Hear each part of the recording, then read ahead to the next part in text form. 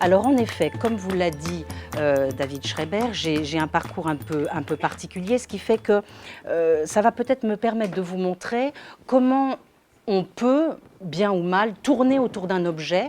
Mon objet, c'est plutôt le travail, les politiques sociales. Comment on peut tourner autour d'un objet avec des approches un peu différentes, des approches philosophiques, sociologiques et, je dirais, de politique publique. En effet, donc, j'ai d'abord commencé par un parcours de philosophie extrêmement classique à l'École normale supérieure, qui à l'époque n'était pas encore mixte. C'était en 82 que j'ai intégré l'École normale supérieure qui s'appelait Sèvres, donc, où j'ai fait de la philosophie jusqu'à l'agrégation au DEA. Je dis très classique parce que voilà, j'ai fait de la philosophie allemande, de la philosophie française, de la philosophie grecque, j'aimais beaucoup ça. Et puis, à la fin de ce cursus, je me suis dit que la philosophie, quand même, elle était très tournée vers sa propre histoire. À l'époque, on était entre 82 et 85. Qu'est-ce qui s'était passé? Je crois qu'Althusser venait de se suicider. Alors, il y avait certes Foucault et Derrida, mais je me demande s'il n'y avait pas une sorte de trou. Enfin, moi, j'ai eu l'impression de me trouver dans un trou. Et à un moment où la philosophie regardait beaucoup son histoire. Et du coup, j'ai eu envie aussi de faire un peu autre chose. Et puis, je trouvais un peu qu'on était encore quand même des belles âmes. C'est-à-dire qu'on dissertait sur le monde, mais qu'on n'avait pas beaucoup d'instruments pour essayer de contribuer à le changer. Donc là, j'ai pris une année de congé. Et puis, j'ai regardé ce que je pouvais faire. J'avais très envie d'aller regarder ce que faisaient les biologistes. Parce que un scientifique qui s'appelle Jean-Pierre Changeux venait de publier L'homme neuronal, qui avait fait un énorme débat en France, et où en gros il expliquait que la vision philosophique de l'homme était complètement terminée, qu'il fallait maintenant avoir une vision complètement biologique et neuronale. Donc vous voyez, il y avait un côté un peu réductionniste, et moi j'étais pas contente de ça, donc j'avais envie de me disputer avec lui, mais évidemment, j'avais aucun bagage, sauf mon bagage philosophique. Donc, j'ai eu envie de recommencer des études, mais il fallait les recommencer au début, des études de biologie. Et donc, je ne l'ai pas fait. Et finalement, j'ai été passer une année chez une personne qui, précisément, avait publié Jean-Pierre Changeux, qui était chez Fayard à l'époque, et qui créait sa maison, qui s'appelait Odile Jacob, et qui qui ouvrait sa maison et qui avait pour intention de mettre en quelque sorte les grands chercheurs, mais des chercheurs qui n'écrivaient pas beaucoup à l'époque, à disposition du grand public, ou du moins de permettre à des grands chercheurs d'expliquer un peu au grand public ce qu'il faisait. Alors j'ai été nègre, comme on dit, pendant un an pour aider ces chercheurs à réécrire. Et puis à ce moment-là, quand même, je me disais que ce n'était pas non plus ma voie. Vous voyez, on peut mettre très longtemps à trouver sa voie finalement. Et à l'époque, il y a eu ce qu'on appelait le décret Fabius. Fabius était Premier ministre. Et Fabius a fait passer un décret qui permettait à 2 normaliens par an de rentrer, comme les 2 polytechniciens qui rentraient depuis très longtemps à l'ENA en passant un concours entre eux, et bien, qui leur permettait de rentrer à l'ENA. Et donc, c'est par cette voie que je suis rentrée à l'ENA. J'appréhendais un peu d'aller dans cette école parce qu'elle me semblait pas tout à fait congruente avec ce que j'avais fait jusque-là. C'est bien ce qui s'est révélé d'ailleurs. Mais j'avais quand même envie d'apprendre des choses sur les politiques publiques. Donc voilà, j'ai passé donc mes 2 années et demie à l'époque à l'ENA, avec en effet des méthodes d'enseignement radicalement différentes de ce qu'on peut apprendre dans les écoles normales supérieures ou dans vos formations, où il y a beaucoup d'esprit critique. À l'ENA, il n'y avait pas d'esprit critique, il fallait au contraire être dans le pur pragmatisme, produire des notes efficaces, produire des notes très courtes que le Premier ministre pouvait vouloir lire à tout instant. Donc pas du tout la même formation. Là, je suis sortie à l'Inspection générale des affaires sociales, qui est un corps très, très intéressant, un corps assez jeune, qui fait du contrôle, de l'audit, de l'évaluation de toutes les politiques sociales, où j'ai passé 4 années très très très intéressante, c'est un très beau corps, et où notamment on a organisé sous la direction d'une personne qui s'appelait Marie-Thérèse Join-Lambert, qui avait été conseillère de Michel Rocard, où on a organisé le cursus de protection sociale à Sciences Po, avec notamment la préparation de l'épreuve de questions sociales en troisième année de Sciences Po. Voilà. Ensuite, j'ai été à la DARES. Alors la DARES, un organisme également très intéressant. On pourra en parler après dans les questions, hein, si vous voulez, tous ces organismes. C'est un organisme que Martine Aubry a créé en 1993 pour avoir une expertise susceptible de s'opposer à l'expertise de Bercy. Parce que vous savez, en France, il y a Bercy qui a ses propres services d'études, de prévision, de recherche, de statistiques. Et donc Martine Aubry pensait que si on devait avoir, si le ministère du Travail voulait avoir une véritable place dans le débat interministériel notamment, il fallait que ce ministère se dote d'une expertise à lui. Et donc, elle a créé en 1993 un organisme qui s'appelait la DARES, la Direction de l'animation de la recherche, des études et des statistiques. Et moi, je me suis occupée à partir de ce moment-là de l'animation de la recherche. Donc, il s'agissait, ça me semble très important, ça a un peu disparu, là encore de faire le pont entre le monde de la recherche, les chercheurs qui produisent énormément de travaux sur les politiques publiques de l'emploi et sur les politiques du travail, et à la fois de faire remonter ces résultats, de les faire connaître aux administrations, et si on pouvait aux ministres, et puis parallèlement essayer d'envoyer vers la communauté scientifique les questions que peuvent se poser les ministres ou les administrations. Voilà, j'ai fait ça pendant 10 ans. Et c'était très intéressant parce que, si vous voulez, on peut contribuer comme ça à avoir une toute petite influence d'un côté ou de l'autre, c'est-à-dire du côté de la recherche, essayer de structurer, on avait de l'argent, hein, donc de structurer un peu la recherche, de faire travailler les chercheurs sur les sujets qui peuvent être intéressants, et puis par ailleurs, surtout, de montrer aux ministres et aux directions d'administration centrale ce que les chercheurs voient tous les jours sur le terrain ou trouvent dans leur recherche. Donc c'était bien intéressant. Après, je suis allée dans un organisme qui s'appelle le Centre d'études pour l'emploi, où là on fait plus de la recherche, mais de la recherche un peu appliquée sur l'emploi.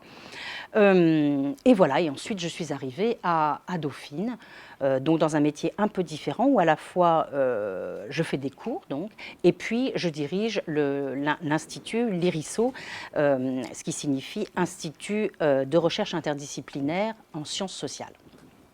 Voilà, je crois que je vous ai tout raconté.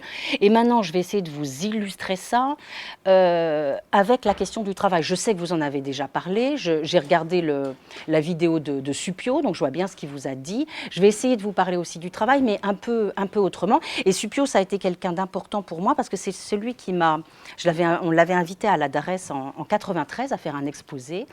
Et c'est lui qui a presque déclenché mon envie d'écrire mon premier bouquin sur le travail, que j'avais intitulé « Le travail, une valeur en voie de disparition ». Alors donc j'en viens sans trop m'attarder, j'en viens à la présentation que je voulais vous faire. Voilà le plan que je voudrais suivre, c'est un petit peu mangé en haut, c'est pas grave. Donc je voudrais presque chronologiquement, vous raconter un petit peu ce que j'ai trouvé, et donc vous montrer comment on peut tourner autour de l'objet de travail avec différentes approches. Donc je vous présenterai une enquête philosophique sur le concept de travail, jusqu'au débat qu'il y a eu en France à un moment sur la fin du travail. Ensuite, je vous présenterai un ensemble d'enquêtes sociologiques sur la valeur accordée au travail et peut-être aussi sur la réduction du temps de travail. Et puis enfin, une enquête que j'appellerais philosophico-sociologique sur les rapports entre travail et produit intérieur brut. Alors, premier moment, une enquête philosophique à travers les textes. Est-ce que le travail est une catégorie universelle ou une notion historique? C'est ça la première question à laquelle je me suis confrontée, et je vais essayer de vous expliquer la thèse que j'ai un peu défendue en faisant une histoire de la valeur travail, une histoire en quelque sorte de la valorisation du travail. Hein. Parce que vous savez qu'il y a un certain nombre de personnes qui disent le travail, c'est un concept qui, de toute éternité, a toujours voulu dire la même chose. Par exemple, s'opposer à un donné extérieur, à la nature, et le transformer. Voilà, c'est ça la définition du travail, et ça ne varie pas. Alors, moi, il m'a semblé au contraire, en repartant simplement dans les textes philosophiques, qu'on pouvait montrer qu'il y avait une histoire du travail, c'est-à-dire que le concept de travail, peut-être petit 1, n'avait pas toujours existé, et petit 2, sûrement pas avec les significations qu'on lui donne aujourd'hui. Et je me suis beaucoup appuyée, si vous voulez, comme catégorie, comme type de réflexion sur Vernant et les travaux de Jean-Pierre Vernant, notamment tous les travaux qu'il a consacrés bien sûr à la Grèce. Vernant qui nous dit ceci: de même qu'on n'a pas le droit d'appliquer au monde grec les catégories économiques du capitalisme moderne, on ne peut projeter sur l'homme de la cité ancienne la fonction psychologique du travail telle qu'elle est aujourd'hui dessinée. Autrement dit, vous ne pouvez pas lire le passé avec vos lunettes d'aujourd'hui. Vous devez enlever vos lunettes, enlever vos catégories, c'est très difficile bien sûr, et essayer de comprendre comment étaient vues des notions qui se sont construites peu à peu. Super difficile. Alors voilà ce qui me semble qu'on pourrait défendre, mais évidemment, tout est sujet à débat, et vous avez des tas de gens qui ne sont pas d'accord avec ça. Je crois que vous avez certainement compris, maintenant que là où vous en êtes dans votre parcours, que très difficile d'avoir, notamment dans les sciences humaines, une vérité qui fasse absolument consensus parmi l'ensemble des chercheurs.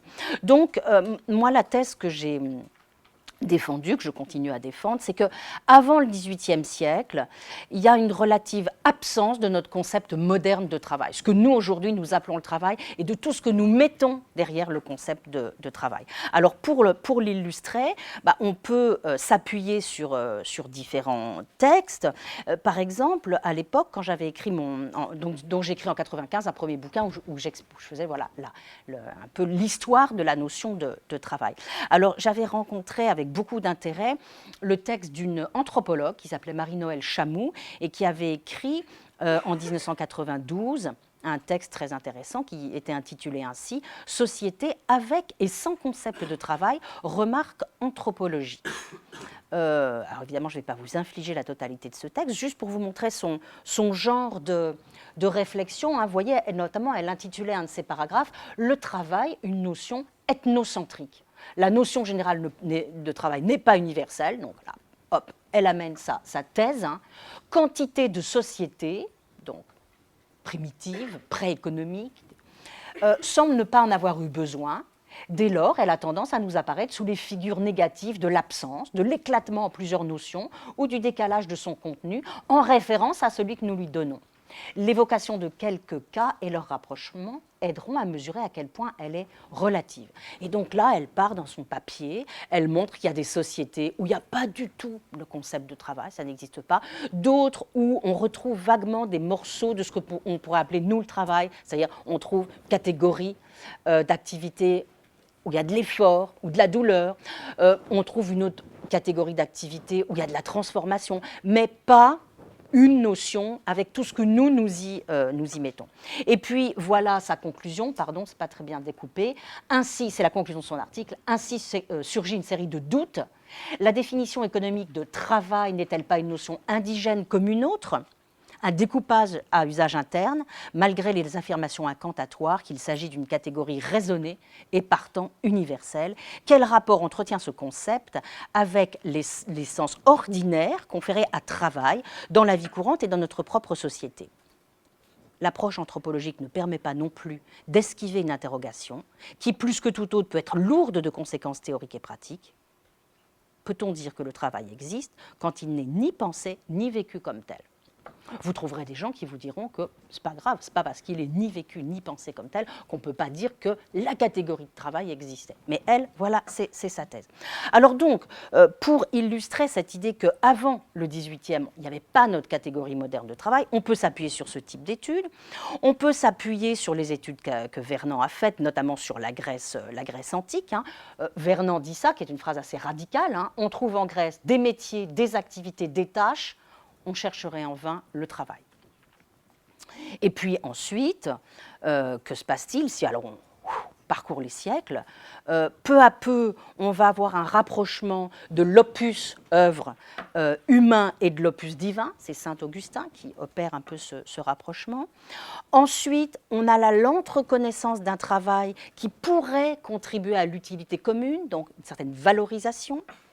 Le terme de trépalium apparaît au XIIe siècle. Trépalium, c'est un instrument qui sert à tenir les gros animaux à torturer. Donc, émergence du terme de tripalium qui plus tard donnera travail avec un sens quand même très, très négatif.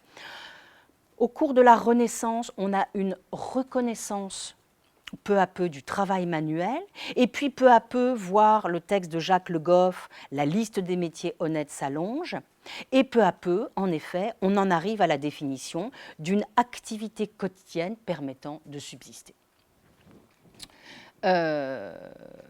Alors, je ne dis pas bien sûr qu'il y a une coupure extrême au XVIIIe et qu'au XVIIIe, plouf, voilà que la catégorie de travail apparaît, mais que tout ça s'est fait sur de longs siècles. Mais il me semble bien qu'au XVIIIe siècle, avec notamment le développement du capitalisme occidental, on a en quelque sorte l'invention du concept moderne de travail qui va trouver son unité, et notamment dans les écrits d'Adam Smith, qui lui, je ne sais pas si vous vous souvenez de son grand œuvre, les recherches sur les causes de la richesse des nations, où tout le livre 1 et le chapitre 1, c'est un éloge du travail et une grande discussion sur ce qu'est le travail et sur la puissance productive du travail. Mais alors, Smith va théoriser le travail comme facteur de production, mais le travail, c'est un moyen en vue d'une autre fin. Qu'est-ce que c'est que le travail dans la définition de Smith? C'est ce qui crée de la richesse. Et ce qui intéresse Smith, évidemment, c'est la richesse, ce n'est pas tellement le travail. C'est la richesse que le travail permet de créer. Donc le travail, c'est un moyen en vue d'une autre fin. Chez Smith, le travail est marchand, détachable et abstrait. Il donne sa valeur aux choses. Vous vous souvenez de la valeur travail chez Smith. Il est au centre de la mécanique sociale, ce travail. Il est ce qui fonde la stabilité de l'ordre social, très important. Vous avez un ensemble d'individus qui sont tous arc-boutés vers la contribution à la production. Mais ce qui est très intéressant, et plus tard Marx se moquera d'Adam Smith, ce travail, il reste conçu comme une peine, un sacrifice, c'est de la fatigue, c'est de la sueur. Il me semble que là, à ce moment-là, on a une première couche de signification du travail qui apparaît. Ma thèse, c'est que notre concept moderne de travail, non seulement commence à apparaître au XVIIIe siècle, mais que ce concept moderne, aujourd'hui, celui qu'on utilise, il est constitué de plusieurs couches de signification qui sont posées les unes au-dessus des autres. Donc voilà une première couche. Le travail, c'est ce qui crée de la richesse. Mais au XIXe siècle, et là on voit très très bien la nouveauté de la chose, au début du XIXe siècle, on a une deuxième couche de signification qui s'installe sur la première. Elle est apportée notamment par les philosophes, particulièrement par les philosophes allemands, mais aussi par les essayistes, politistes et philosophes français. C'est l'idée que le travail, c'est une liberté créatrice. C'est vraiment cette puissance qui est donnée à l'homme pour transformer le monde et pour se transformer lui-même. Ça, c'est Hegel. Avec Hegel, c'est très très clair, avec la puissance du négatif, qui est le travail. Transformation du monde, transformation de soi. Évidemment, Marx, c'est en quelque sorte l'acmé de cette pensée. Marx, pour lequel toute activité humaine est travail, et le travail, c'est la vraie activité humaine.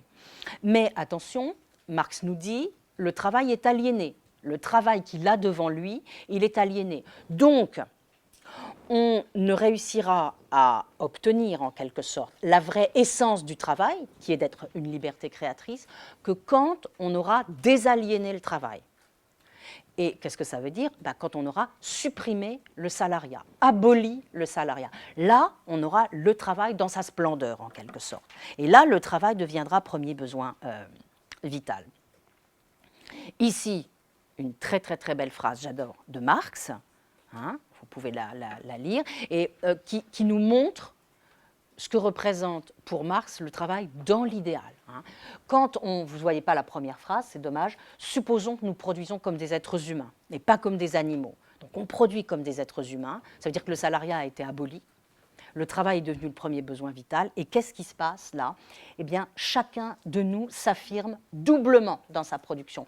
Et il y a des tas de... Là, on vient de sortir avec des collègues un bouquin sur la reconnaissance au travail. Et vous trouvez, il exprime, Marx avec ses mots, s'exprime dans les mêmes termes que les gens s'expriment aujourd'hui. C'est-à-dire, les gens disent, j'ai envie, alors ils ne disent pas, j'ai envie d'éprouver en travaillant la jouissance d'une manifestation individuelle de ma vie. Non, ça, ils ne disent peut-être pas ça.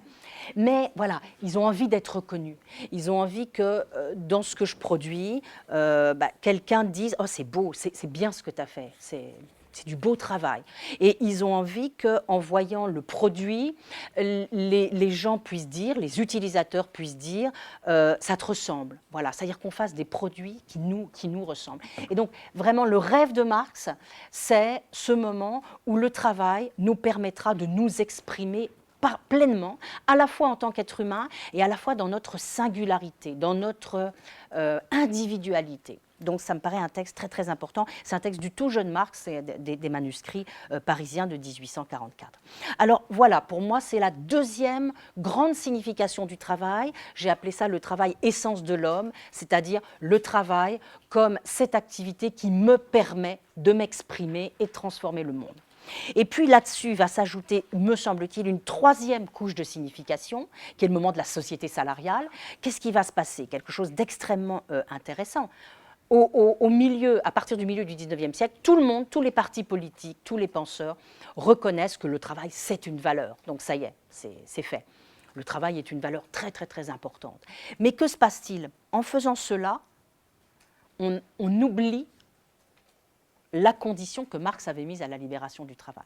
Et au lieu d'abolir le salariat, ce qui nous aurait permis d'avoir ce travail épanouissant, au lieu d'abolir le salariat, eh bien au contraire, on va installer sur le lien salarial tout le droit du travail et toute la protection sociale. C'est-à-dire tout ce à quoi aujourd'hui nous tenons énormément et qui a participer à la valorisation et à l'importance prise par le travail. Parce que si le travail est apprécié aujourd'hui, ce n'est pas seulement parce qu'il permet de s'exprimer, c'est aussi parce qu'il ouvre à des droits, à des vacances, à des congés, à une certaine durée du travail, à de la protection sociale.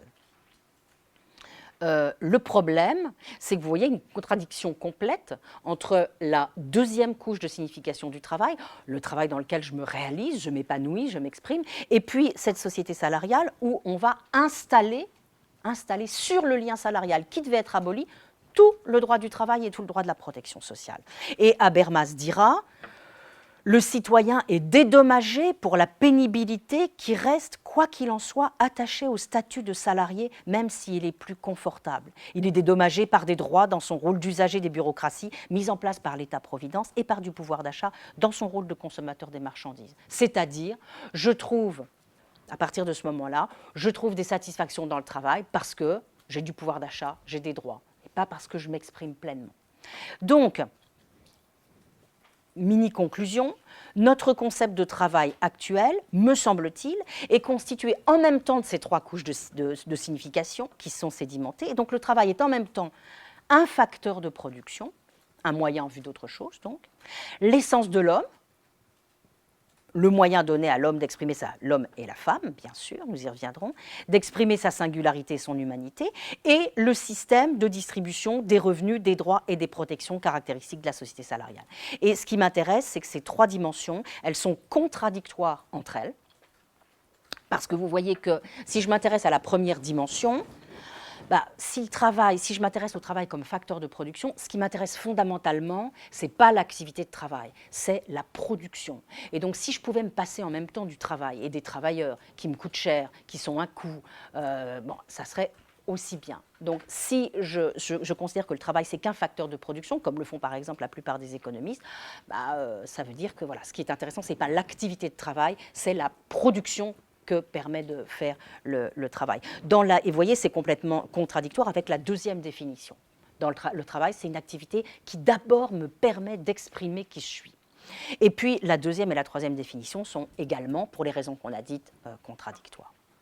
Alors, cette histoire, me semble-t-il, elle s'inscrit, je ne sais pas si vous avez lu un peu de Weber, elle s'inscrit dans une perspective weberienne ou encore dans la perspective de l'école de Francfort. philosophe et sociologue allemand, plusieurs écoles de Francfort, l'idée que dans la période moderne, il y a eu notamment une rationalisation du travail, rationalisation de tous les compartiments de la société, mais notamment rationalisation du travail. Weber notamment, qui nous dit que, notamment en Occident, il y a eu le développement d'une forme spécifique de rationalisme, qui permet la maîtrise croissante du monde, avec notamment l'augmentation du rôle de la rationalité formelle et des actions centrées sur l'adéquation moyen-fin. Ça, c'est Weber. Là-dessus, un autre apport dans la même lignée important, Adorno et Horkheimer, 1947, la dialectique de l'Aufklärung. Qu'est-ce qui nous montre que la domination de l'homme sur la nature, par le biais de la rationalité instrumentale, s'est retournée contre l'homme. Leur thèse, c'est qu'il y a une autodestruction de la raison. La raison s'est rabattue sur sa dimension calculante, tout est calculable, tout est mis sous forme de chiffres.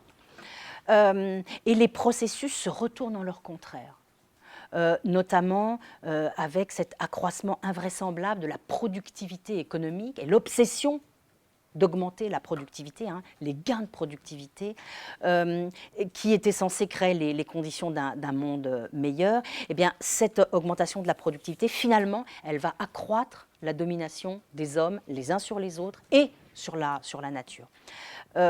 Je reste dans cette lignée de l'école de Francfort, Habermas, avec un livre très important, 1963, La technique et la science comme idéologie, où Habermas nous montre comment la technique s'est scientifisée, mais surtout, là encore, s'attarde sur la question de la productivité du travail, l'accroissement de la productivité du travail et le développement technique, avec la science et la technique qui sont devenues les forces productives principales. Et Habermas reprend cette idée que dans les temps modernes, l'activité rationnelle par rapport à une fin, ce qu'il appelle encore la rationalité instrumentale, autrement dit, l'obsession pour l'efficacité, se répand partout. Et qu'est-ce qui se passe? Il fait un lien qui me semble très important et qui parle aux philosophes. Voilà ce qu'il dit. Il critique la manière dont les sociétés contemporaines sont maintenant gouvernées. Il dit, la politique de type ancien, en Grèce, était tenue de se déterminer par rapport à des buts pratiques. L'idée d'une vie bonne. C'est quoi une vie bonne? Faisait l'objet d'interprétations qui étaient tournées vers des relations d'interaction. Qu'est-ce qu'on se représente? On se représente l'agora grecque et des citoyens qui discutent, qui délibèrent pour choisir ensemble les conditions de la vie en commun, les conditions d'une vie collective bonne. Ça, dit-il, c'était la politique de type ancien. La programmation de remplacement qui prévaut aujourd'hui, donc on a quitté ce monde, on est dans le monde moderne. Eh bien, cette programmation de remplacement qui prévaut aujourd'hui ne concerne plus que le fonctionnement d'un système faisant l'objet d'un guidage. La solution des problèmes techniques échappe à la discussion publique. C'est pourquoi la nouvelle politique de l'interventionnisme étatique exige une dépolitisation de la grande masse de la population. Donc, qu'est-ce qu'il nous dit? Avant, eh bien, c'était l'ensemble des citoyens. Alors, bien sûr, ce n'était pas tout le monde en Grèce, mais il y avait une partie des citoyens qui décidaient ensemble de la politique qui allait être menée. Dans le monde moderne, tout ça est délégué à des technocrates ou à des scientifiques qui sont guidés par des normes scientifiques et il n'y a absolument plus de délibération publique. Et donc, qu'est-ce que ça exige? Une dépolitisation de la société. D'accord? Les citoyens ne sont plus impliqués dans la gestion et l'organisation de la vie publique. Et ce qui m'a intéressé chez ce philosophe sociologue, Habermas, il est un peu les deux, il s'est beaucoup intéressé à la question du travail et de l'interaction, et il oppose les deux en fait. Il oppose travail et interaction, et finalement, il va fusionner travail et cette fameuse activité rationnelle par rapport à une fin, qui est la rationalité instrumentale et qui est l'efficacité, et qu'il condamne, dont il considère qu'elle s'est répandue dans l'ensemble des sphères de la vie et que ce n'est pas bien. Donc, donc, pardon, je ne sais pas ce que je viens de dire, mais peut-être je vous ai dit une chose fausse, c'est que, voilà, maintenant, il considère que le travail, c'est maintenant une forme de cette efficacité ou de cette rationalité instrumentale. Donc, il y a d'un côté le travail, qui est en quelque sorte contaminé par la rationalité instrumentale, et de l'autre côté, l'interaction, la communication, la parole, la politique. Donc, que va-t-il proposer Habermas dans tous ses livres, hein? C'est de limiter la place accordée à la rationalité instrumentale ou limiter la place accordée au travail pour élargir l'espace consacré à la discussion, à la délibération, à la politique. Arendt ira dans le même sens, hein, mais là je vais passer un peu vite, sinon on n'aura jamais fini. Arendt, dans Conditions de l'homme moderne, en 1958, hein, avait un peu le même raisonnement. Elle critiquait le développement de la technique, de la rationalité et de l'économique. Et vous vous souvenez peut-être qu'elle dit que économie, ça vient de oikos, la loi de la maisonnée, c'est le domaine privé, et que le problème, c'est qu'avec la modernité, c'est la loi privée qui s'est étendue à l'ensemble du domaine public. Et donc la société est devenue comme une grande administration ménagère. Et c'est ça qu'elle critique, de même que l'idée que l'obsession de la société, au lieu de rechercher la vie bonne pour la collectivité, c'est devenu avoir la production la plus grosse possible. Et donc, avec tout ça, dans ces sociétés modernes, on a oublié complètement l'interaction, la politique, la parole, la politique au sens grec, et on a oublié que l'homme est d'abord, pardonnez-moi quand je dis l'homme, je devrais dire chaque fois l'être humain, mais c'est parce que ça va plus vite, c'est très mal. Donc on a oublié que l'être humain, c'est d'abord un être politique. Et donc, vous savez qu'elle oppose la vita activa à la vita contempliva, avec cette fameuse, hein, la dernière fois quand Suppiot vous a parlé du travail, vous a dit qu'elle avait peut-être été un peu vite en condamnant le travail. Hein, et en effet, vous vous souvenez qu'elle dit que le travail, c'est l'activité qui correspond au processus biologique du corps humain, l'œuvre. Mais là, il y a un jeu sur les mots. Enfin, ce n'est pas un jeu, c'est la traduction française. Hein. Quand elle dit le travail, c'est labor. Et quand elle dit l'œuvre, c'est work.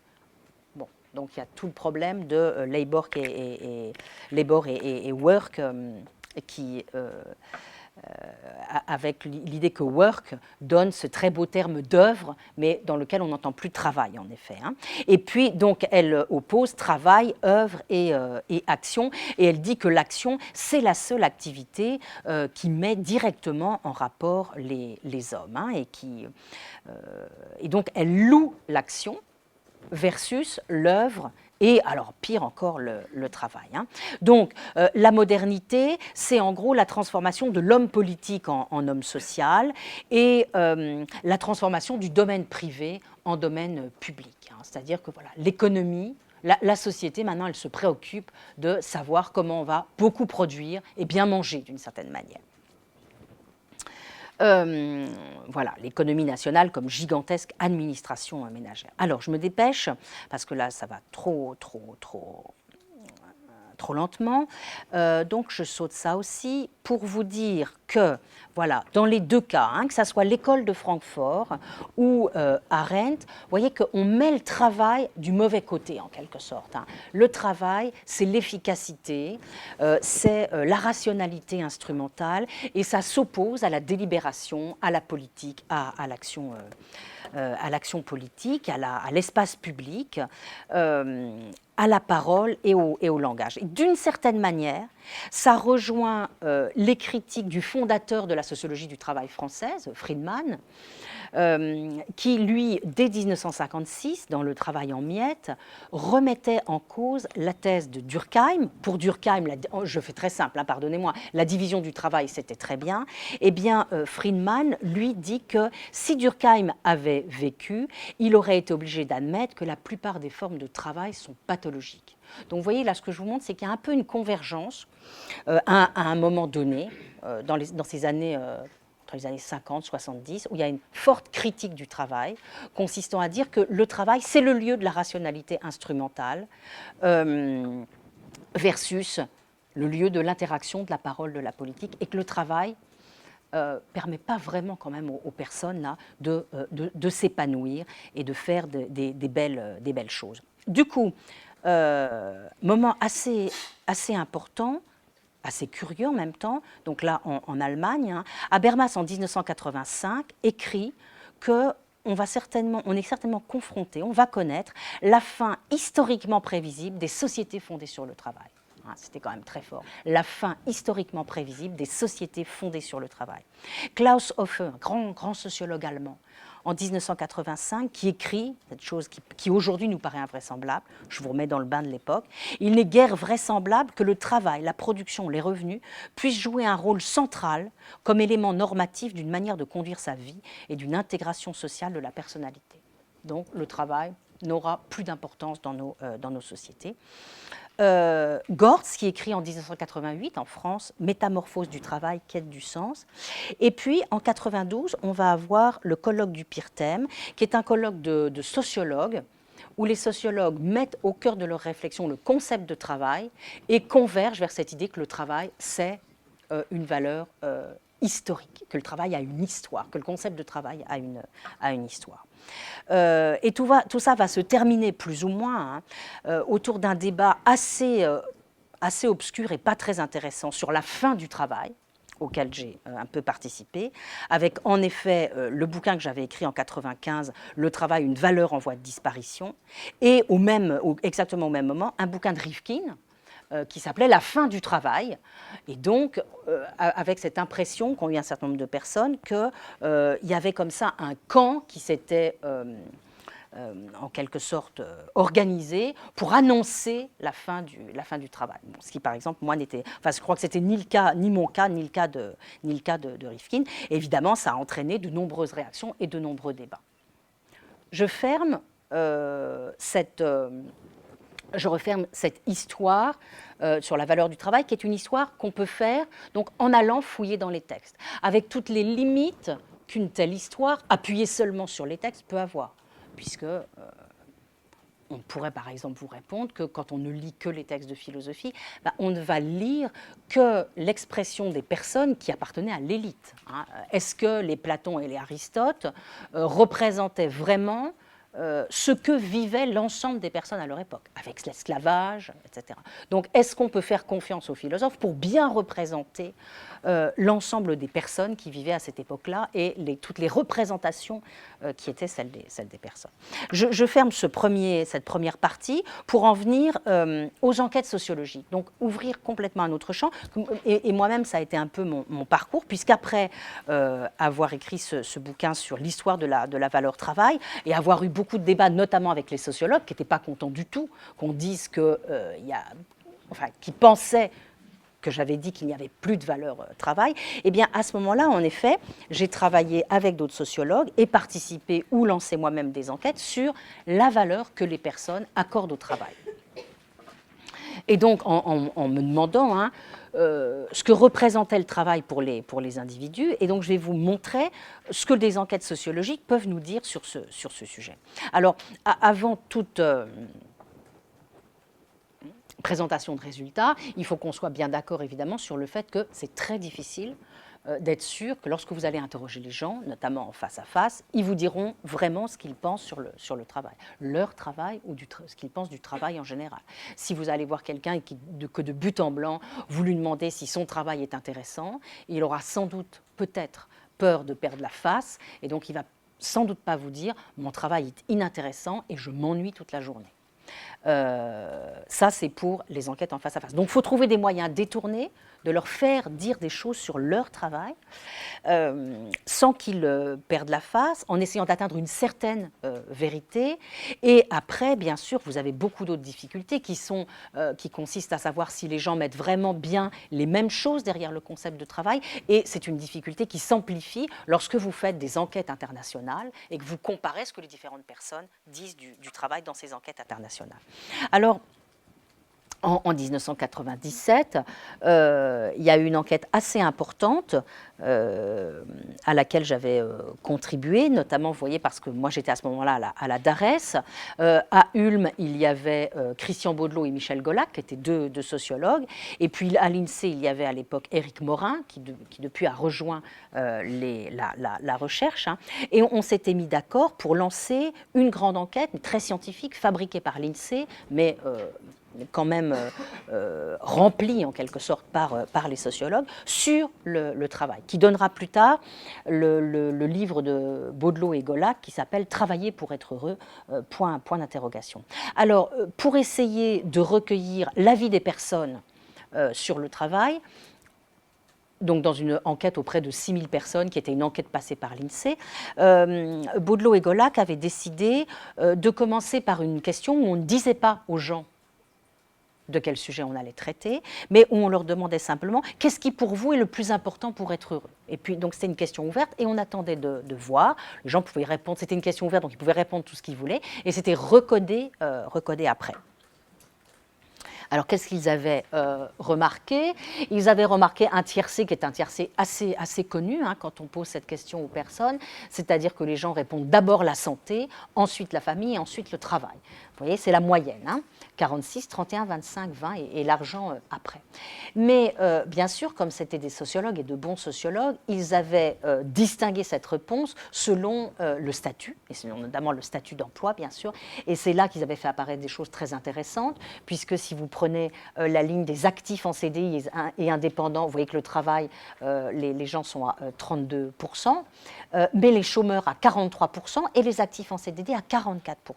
Donc ils avaient mis en évidence que les chômeurs et les personnes dites précaires ou avec des contrats moins stables que d'autres, eh bien, disaient beaucoup plus que les autres, que le travail était quelque chose d'important pour être heureux.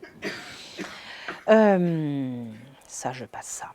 Et donc, finalement, ce qu'ils ont montré, enfin, je pourrais vous montrer aussi cette phrase d'Axel Honneth, parce que ça me paraît aussi important. Hein. Axel Honneth, c'est le successeur d'Habermas en Allemagne, c'est aussi un sociologue, et c'est quelqu'un qui à la fois reprend l'héritage d'Habermas, c'est-à-dire qui dit qu'en effet, il faut faire attention à ne pas mettre le travail absolument au centre de la société, mais ce qu'il ajoute de très important, c'est que le chômage nous apprend des choses sur la place du travail dans la société. Hein, voilà ce qu'il dit. Un bref aperçu des études traitant des conséquences psychologiques du chômage montre sans ambiguïté que l'expérience du chômage doit occuper une place centrale dans la conception qui se dessine ainsi. Donc, il faut prendre en considération ce que le chômage fait aux sociétés. Mais d'un autre côté, dit-il, cette réévaluation de l'expérience du travail ne doit pas nous amener à retomber en deçà du niveau atteint par Habermas dans son nettoyage catégorial du concept de travail. Donc, on ne va pas se remettre à dire que la société est construite autour du travail, mais en revanche, on est obligé, et c'est ce qui s'est passé en France aussi dans les années 90, où le chômage était tellement massif, on est obligé, dans notre appréhension du travail, de prendre en considération ce que les chômeurs et l'expérience du chômage nous dit de ça. Or, ce qu'ils nous disent, les chômeurs avec leur expérience du chômage, c'est que le travail manque. L'absence de travail fait souffrir et donc le travail remplit quand même non seulement un certain nombre de fonctions, mais apporte des choses extrêmement importantes. Et donc le chômage joue comme révélateur de la place que tient le travail dans la société et montre combien, dans nos sociétés, le travail est devenu une norme. Et met en évidence que lorsque vous n'avez pas de travail, alors vous êtes véritablement privé de choses extrêmement importantes. Alors après, on peut aller un petit peu plus loin pour se demander si le travail est central, qu'est-ce que ça veut dire, est-ce qu'il est important, qu'est-ce que les gens attendent du travail, est-ce que c'est une activité instrumentale ou expressive. Avec la thèse de deux sociologues, un sociologue américain, un sociologue suisse, Ingelhardt et Christian Lalive d'Épinay, qui nous disent que, en gros, on est passé, je crois qu'on peut retenir ça comme message très important, hein, on est passé dans nos sociétés du travail trépalium, du travail, souffrance, douleur, torture, au travail comme au travail épanouissement. C'est-à-dire que non seulement dans nos sociétés, pour être heureux, il faut avoir du travail, mais en plus, les attentes des personnes vis-à-vis du travail sont absolument immenses.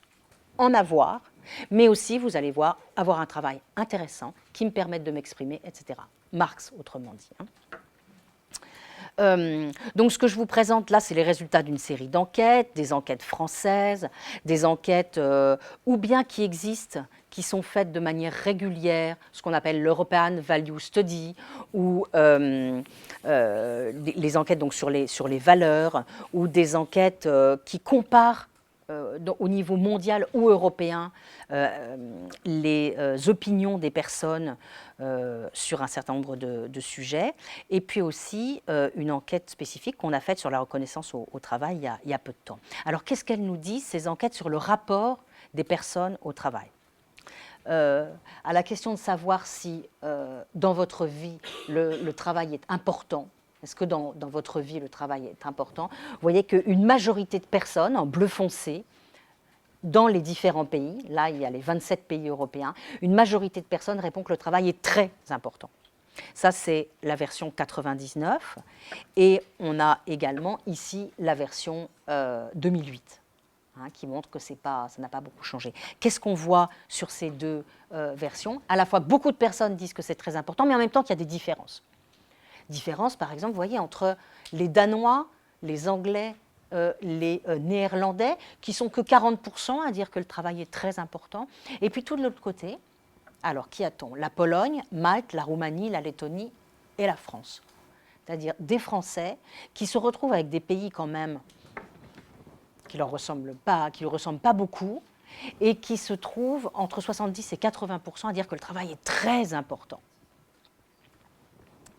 Alors, comment expliquer ces différences? Qu'est-ce que ça veut dire que nous soyons, nous, Français, aussi nombreux à dire que le travail est très important, et comment est-ce qu'on peut expliquer tout ça? Avec, vous voyez, des choses bizarres, parce qu'on a l'impression que c'est des pays un peu protestants, ceux-là même où Weber avait dit que l'éthique du travail était née, que c'est aujourd'hui des pays protestants qui plébiscitent moins le travail, et que c'est plus des pays catholiques. Donc est-ce que c'est ça? Est-ce que c'est donc des valeurs culturelles ou religieuses? Est-ce que c'est une question de PIB, de taille de PIB? C'est-à-dire plus vous avez un PIB par habitant élevé, bon, là, ça pourrait être ça. Moins vous dites que le travail est important. Mais en même temps, les Français ont quand même un PIB par habitant élevé. Donc, ce n'est pas ça non plus. Bref, qu'est-ce qu'on peut convoquer comme explication?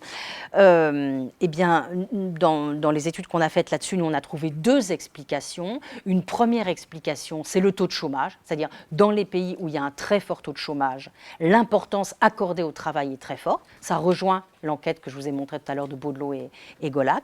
Et puis une autre explication, c'est un intérêt peut-être encore plus fort dans notre pays, en France, pour le contenu du travail, l'activité même de travail, que dans d'autres pays. Alors là, il faut peut-être réfléchir à ce que ça signifie que le travail ait cette importance dans notre pays, notamment presque un rapport affectif au travail. Est-ce que ça n'a pas rapport avec des explications à la Diribarne, Philippe Diribarne, à la logique de l'honneur, c'est-à-dire le fait que dans notre pays, le travail, le type de travail que l'on fait, indiquerait notre statut social et aussi notre diplôme, les études qu'on a faites, bref, la position que l'on occupe dans la société, beaucoup plus que dans d'autres pays comme le Danemark ou l'Angleterre, où le travail indique moins l'importance du statut social. Au cours de ces enquêtes, on a pu aussi remettre en place, enfin, combattre un certain nombre de clichés. Vous savez qu'il y a un cliché sur les jeunes. Il y aurait une génération Y qui serait moins attachée au travail. Les jeunes seraient nomades, matérialistes, préféreraient le loisir. Bon, on avait lancé un gros programme européen de recherche autour de cette question du rapport des jeunes au travail. Et évidemment, on a trouvé tout le contraire, c'est-à-dire des jeunes qui étaient très attachés, qui accordaient encore plus d'importance au travail que les autres tranches d'âge, qui seraient encore plus contents que les autres tranches d'âge d'avoir un emploi rémunéré, même s'ils n'avaient pas besoin d'argent. Donc ça, c'est la conception matérialiste. Donc ils sont moins matérialistes que les plus vieux. Et ils sont moins nombreux à penser qu'un emploi, c'est juste un moyen de gagner de l'argent et rien d'autre. Donc des jeunes moins matérialistes que les autres. Au contraire, des jeunes qui sont plus soucieux que les autres de venir en aide aux autres personnes dans leur travail et d'être utiles à la société. Donc, finissons-en avec ces idées de jeunes qui seraient paresseux en fin de compte et qui n'aimeraient plus le travail. Et là, je vous ai mis les résultats de l'enquête l'European Value Study de 2008 avec les tranches d'âge. Vous voyez, les moins de 30 ans, les 30-49 ans et les 50 ans ou plus. Et ça, c'est ce que les gens apprécient dans le travail. Alors, vous voyez, qu'est-ce qu'on voit? On voit que il y a à peu près le même classement chez les jeunes et dans les autres tranches d'âge, notamment un plébiscite sur l'ambiance de travail, mais aussi l'idée qu'il faut bien gagner sa vie. Et ce que l'on fait est intéressant, c'est quelque chose qui est très apprécié. Et vous voyez que finalement, il y a le même tiercé chez les jeunes et chez les autres, mais les attentes des jeunes sont plus intenses sur tous les items. Vous voyez, il y a 73% des moins de 30 ans qui veulent une bonne ambiance de travail, qui veulent bien gagner leur vie et qui veulent faire des choses intéressantes. Ça, je vais passer parce qu'on n'a plus beaucoup de temps. Pour résumer, qu'est-ce qu'on voit? On voit que les attentes que placent notamment les Français sur le travail sont hyper importantes, sont énormes. En gros, qu'est-ce qu'on retient? Que le travail, il est important, et même très important, mais dans les enquêtes, il est moins important que la famille. On retient que les dimensions expressives et relationnelles sont très développées. Qu'est-ce qu'on attend du travail? On attend de faire des choses intéressantes, de continuer à apprendre des choses, d'avoir de la variété, d'utiliser son cerveau, de rencontrer des gens. Bref, dimension expressive et relationnelle. On n'attend pas seulement un revenu. Donc on a bien basculé de la norme, du travail trépalium à la norme du travail épanouissement. Mais néanmoins, les dimensions instrumentales persistent, c'est-à-dire que les gens souhaitent toujours que le travail, ça leur rapporte un revenu tout de même. On retient de ces enquêtes que les attentes des Français sont parmi les plus intenses. Celles des jeunes sont encore plus intenses que celles des autres tranches d'âge. Il y a une polarisation selon la CSP, c'est-à-dire plus vous êtes dans des CSP de profession intellectuelle ou d'indépendants ou de chefs d'entreprise ou de cadres, et plus la place du travail dans l'identité est forte. Il y a un rapprochement des modèles de genre, c'est-à-dire de moins en moins de différence entre les attentes des hommes et les attentes des femmes, enfin les attentes des filles on va dire des femmes et des hommes. Et cet ensemble d'attentes qui pèsent sur le travail, qui sont placées sur le travail, elles sont principalement portées par les jeunes et par les femmes, mais plus généralement, on va dire, elles sont corrélées au niveau d'éducation. C'est-à-dire, plus votre niveau d'éducation est élevé, plus vos attentes à l'égard du travail sont fortes. Mais que nous disent encore ces enquêtes, c'est que ces attentes, elles sont déçues. Donc, d'énormes attentes placées sur le travail et une énorme déception. C'est-à-dire que la réalité du travail ne correspond pas à l'ampleur des attentes qui sont placées dessus. On le regarde très vite, des Français qui ne sont pas satisfaits, ça c'est la proportion des gens complètement satisfaits ou très satisfaits au travail. Vous voyez que la France, elle est là, en queue de peloton. Alors, comment l'expliquer?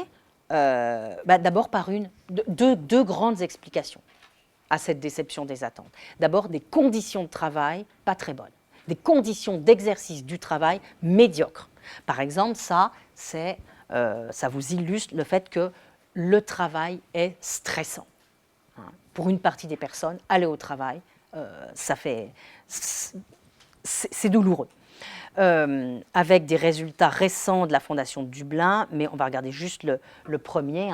27% des salariés français qui se déclarent stressés dans leur travail, contre 10% aux Pays-Bas, 12% au Danemark, 15% en Finlande.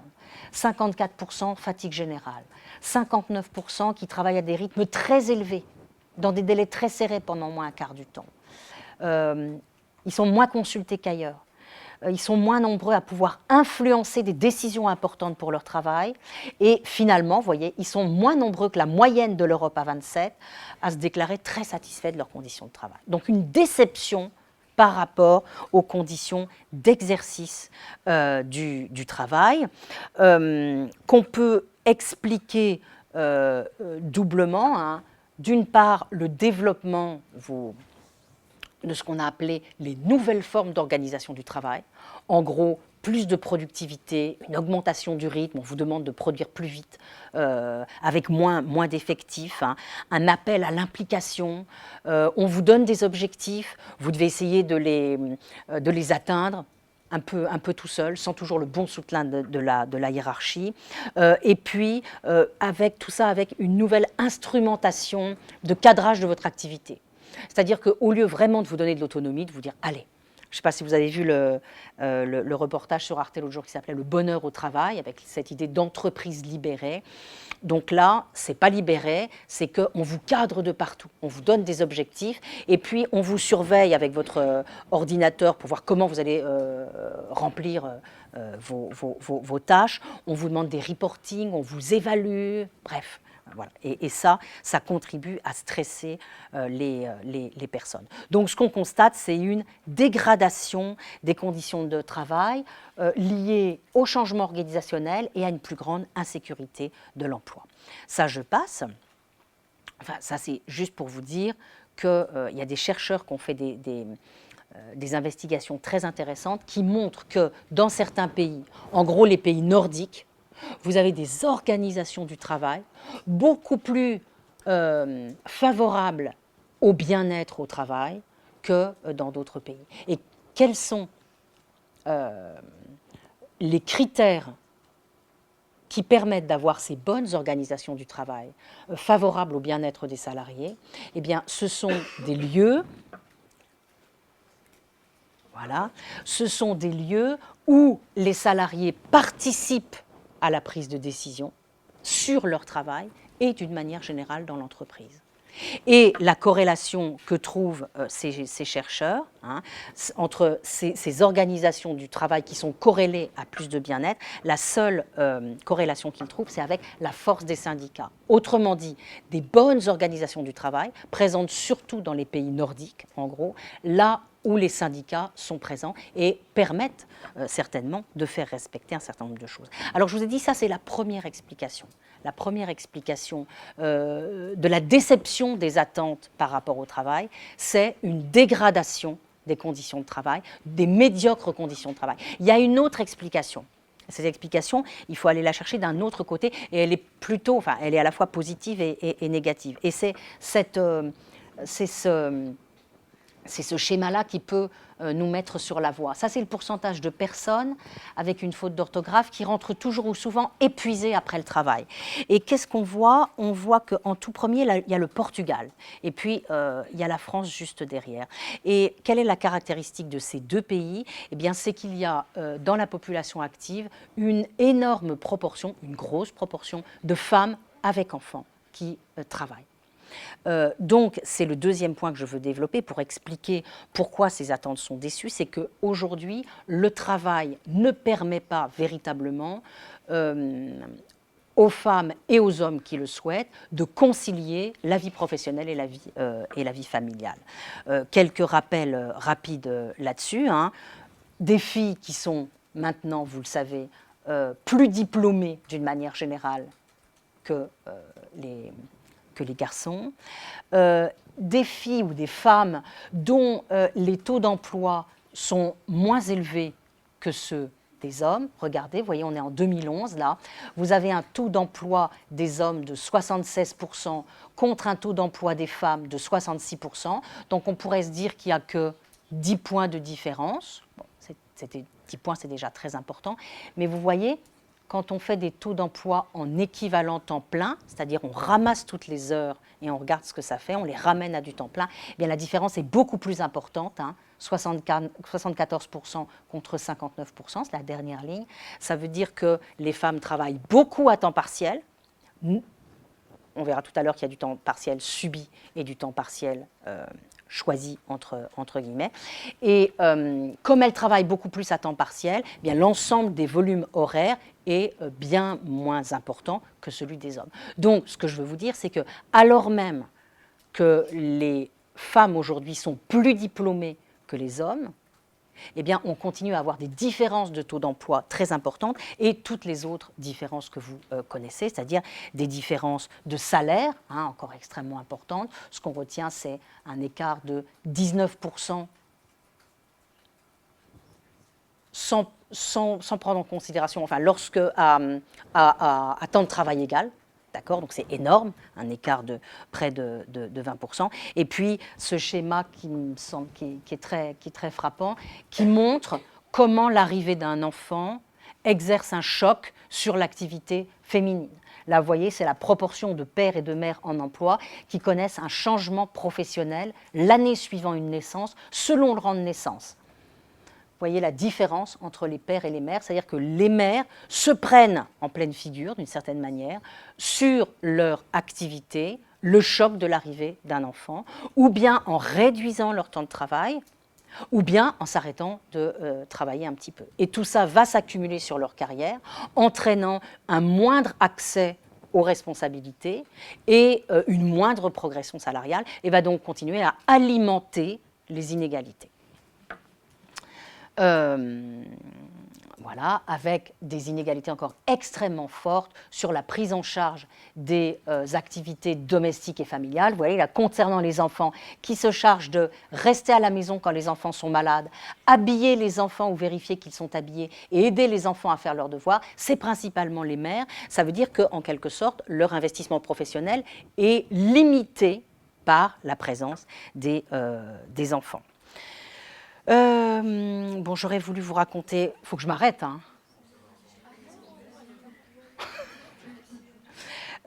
Alors, vous voyez, sur ce type de tableau que fait la DARES, par exemple, on voit bien comment... voilà, c'est là, dans les couples où vous avez deux enfants, dont le plus jeune a moins de 3 ans, alors, proportion à temps partiel, plouf, 45%.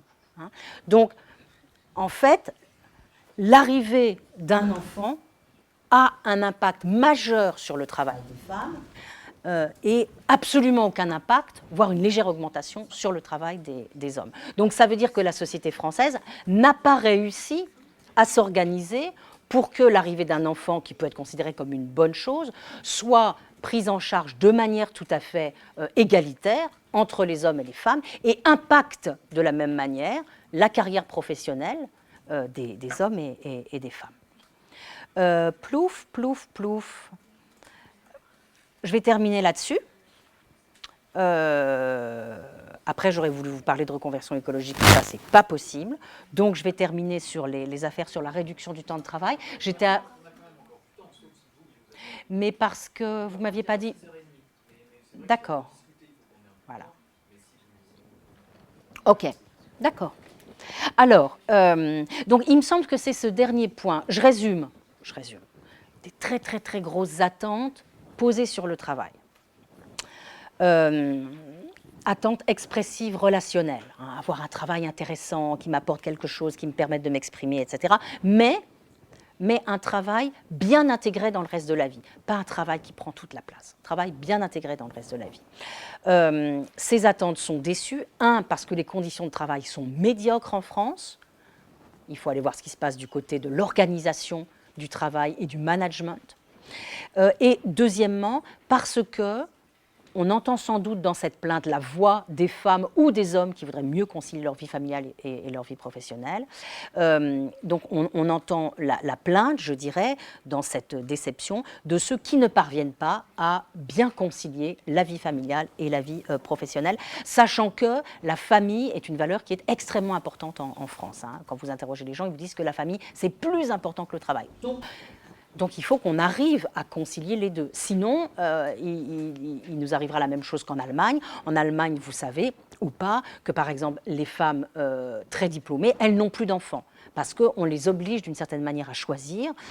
Et comme il n'y a pas de structure de garde d'enfants, et comme en plus c'est mal vu de travailler, encore aujourd'hui, c'est mal vu de travailler quand on a des enfants, alors les femmes diplômées, elles choisissent, pour la plupart d'entre elles, de continuer de travailler et de ne pas avoir d'enfants. Donc ça veut bien dire que si on veut qu'une nation ait des enfants, et donc les taux de fécondité de l'Allemagne sont extrêmement bas, hein, 1,3, 1,4, donc le renouvellement n'est plus du tout assuré, et donc on sait ils le savent très bien, mais simplement ils n'arrivent pas encore à bouger tout ça. Ils savent très bien que s'ils veulent relancer leur démographie, ils doivent permettre aux femmes de travailler et de bien articuler la vie familiale et la vie professionnelle. Alors c'est pour ça que moi la RTT m'a toujours intéressée, parce que moi j'y voyais non seulement, alors il y a eu en France, et vous savez ça continue, des débats épiques autour de la réduction du temps de travail. Moi j'étais à la DARES au moment de la RTT, et donc on a fait des tas d'enquêtes avec une assez grande liberté sur les effets de la réduction du temps de travail, qu'il s'agisse des créations d'emplois, donc de l'impact économique ou de l'impact sur les salariés. Et donc, moi, il me semblait, avant même qu'on mette en place la réduction du temps de travail, que ça pouvait être très, très intéressant comme instrument à mettre au service, en quelque sorte, de l'égalité entre hommes et femmes. Autrement dit, il me semblait bien qu'une norme de travail plus courte, pas 40 heures, mais par exemple 32 heures, ça pourrait permettre aux hommes et aux femmes à la fois de travailler et de faire d'autres choses, d'avoir des activités politiques, familiales, personnelles, tout ce qu'on veut. Et donc c'est dans ce sens que j'avais pu avoir l'occasion de faire une grosse enquête. C'est la seule enquête dont on dispose aujourd'hui sur l'effet de la réduction du temps de travail sur les salariés. Avec des collègues, on avait pu faire l'entièreté du questionnaire, composer un échantillon qui était très, très, très scientifique. Et donc on avait pu regarder les résultats de la réduction de temps de travail sur les salariés. Je vous montre ça très, très rapidement, hein. On posait donc une question finale qui était globalement, diriez-vous que les effets de la RTT sur votre vie quotidienne, aussi bien au travail qu'en dehors du travail, ont été plutôt dans le sens d'une amélioration, d'une dégradation, ou ça n'a rien changé? Et donc, on avait pratiquement 60% de salariés qui considéraient que ça avait amélioré leurs conditions de vie, 13% que ça avait entraîné une dégradation, et 28% que ça n'avait rien qui considéraient que ça n'avait rien changé. Et alors, ce qu'on avait remarqué tout de suite, c'est que les femmes étaient plus satisfaites que les hommes, et notamment les femmes cadres et professions intermédiaires, plus que toutes les autres, hein. Vous voyez, 73%. Je vous passe le tableau, parce que comme ça, vous me croyez. Et donc, il y avait un assez fort effet sur la vie familiale, hein, avec plus de temps pour la famille, puisque plus de la moitié des parents d'enfants de moins de 12 ans, on avait bien isolé cette catégorie-là, les parents d'enfants de moins de 12 ans. Alors, mes collègues masculins me prenaient pour une folle quand je leur disais qu'il fallait regarder cette catégorie-là. Parce que moi, il me semblait que c'était susceptible d'avoir un impact, mais c'était pas à l'époque un raisonnement qui venait comme ça. Aujourd'hui, les statisticiennes font ça beaucoup plus volontiers. Donc on avait regardé cette catégorie, on avait vu que plus de la moitié des parents d'enfants de moins de 12 ans, pourquoi? Parce que moins de 12 ans, ils ne sont pas encore autonomes, donc ça constitue une sorte d'entrave pour la vie professionnelle, quoi. Avaient déclaré passer plus de temps avec leurs enfants depuis la RTT, à la fois des hommes et des femmes, hein. La conciliation était plus facile, et donc ce qui nous avait semblé, hein, c'est qu'évidemment c'est ce qui expliquait la plus grande satisfaction des femmes, et notamment des femmes avec enfants, mais aussi des cadres, c'est-à-dire qu'en gros c'est ceux qui déclaraient manquer de temps avant la RTT et qui auraient souhaité disposer de plus de temps pour leur famille, qui appréciaient particulièrement ce temps-là, et donc la géographie de la satisfaction recoupait celle du manque de temps pour la famille. Et on avait été également très intéressés par le fait que le temps libéré par la réduction du temps de travail avait été massivement utilisé par les hommes pour passer du temps avec leurs enfants, et cela d'autant plus que le volume du temps de travail de leur conjointe était élevé et fixe. Autrement dit, quand est-ce que les hommes s'étaient occupés de leurs enfants? Lorsque leur conjointe n'avait pas eu de réduction du temps de travail et travaillait, autrement dit, quand ils y avaient été en quelque sorte obligés. Bref, on pourrait se dire, alors vous savez que l'expérience de RTT a été interrompue, hein, qu'on n'a pas été jusqu'au bout, et cette enquête, elle avait la particularité d'avoir été menée sur les populations en Aubry 1, c'est-à-dire il y a eu 2 ans où la loi Aubry obligeait vraiment à ce qu'il y ait une vraie réduction du temps de travail, avec compté de la même manière avant-après, et des créations d'emplois. Et c'est là qu'il y avait des aides importantes pour les entreprises. Et donc, il y avait en quelque sorte les plus grands morceaux de temps qui pouvaient être récupérés. Donc, c'est sur cette population qu'on l'a fait, parce qu'après, ça a été différent. C'est-à-dire qu'il n'y a plus d'obligation de création d'emplois et on pouvait décompter le temps de travail de manière différente. Donc là, c'était un peu le côté pur, quoi. Eh bien, il nous a semblé donc que la RTT, c'était une occasion de mieux concilier la vie professionnelle et la vie familiale, de plus impliquer les pères dans cette vie familiale, ce qui est un enjeu majeur pour le travail des femmes, hein, un enjeu déterminant, et donc de rééquilibrer les investissements familiaux, domestiques et professionnels des hommes et des femmes. Donc un enjeu décisif pour l'égalité homme-femme. Voilà, je crois que je vais m'arrêter là, parce qu'après, je voulais vous parler de l'effet de la RTT sur le temps partiel. Ah oui, voilà, je vais m'arrêter là-dessus. Je vais m'arrêter là-dessus pour vous montrer ce schéma très intéressant. En gros, on a eu dans les deux pays, vous savez qu'on nous parle du succès du modèle allemand, hein, et que voilà, il faudrait qu'aujourd'hui qu'on imite le modèle allemand. Et on nous dit aussi que nous, les Français, on ne travaille pas assez, qu'il faudrait qu'on travaille plus comme les Allemands. Alors, il faut bien toujours regarder les statistiques dans ces affaires-là. Vous voyez que dans les statistiques de temps de travail, c'est très important de regarder si on vous parle des gens qui travaillent à temps complet ou à temps partiel. Autrement dit, si vous regardez que les temps complets, ce que font un certain nombre d'économistes en France quand ils vous disent que les Français sont paresseux, eh bien, en effet, la population qui travaille à temps complet a une durée du travail plus courte en France qu'en Allemagne. D'accord ? Et ça, c'est quand vous prenez que les gens à temps complet. Si vous rajoutez les temps partiels, c'est-à-dire en gros les femmes, parce que les femmes travaillent énormément à temps partiel dans les deux pays, alors, eh bien, les Français travaillent plus que les Allemands, travaillent sur des durées plus longues. Pourquoi ? Parce que c'est les femmes qui font la différence. Les femmes en France travaillent sur des temps partiels assez longs. Les femmes en Allemagne sont nombreuses à travailler sur des tout petits temps partiels. D'accord ? Donc, si vous prenez bien en considération les temps complets et les temps partiels, il est faux de dire que les Français sont des paresseux et travaillent peu. Les Français travaillent plus que les Allemands. Et ce qui fait la différence, vous retrouvez ça dans une publication de l'INSEE, ce qui fait la différence, c'est le temps partiel. Vous voyez sur ce schéma ici que dans les deux pays, on a une baisse de la durée annuelle moyenne, hein, et on se rejoint ici, mais que la contribution du temps partiel, en rouge l'Allemagne, a été infiniment plus importante en Allemagne qu'en France. Ça sera ma conclusion. Quand on parle de partage du travail, à un moment donné, dans des pays, vous avez toujours un partage du travail à l'œuvre. C'est-à-dire vous avez un volume d'heures qui est distribué d'une certaine manière entre les gens.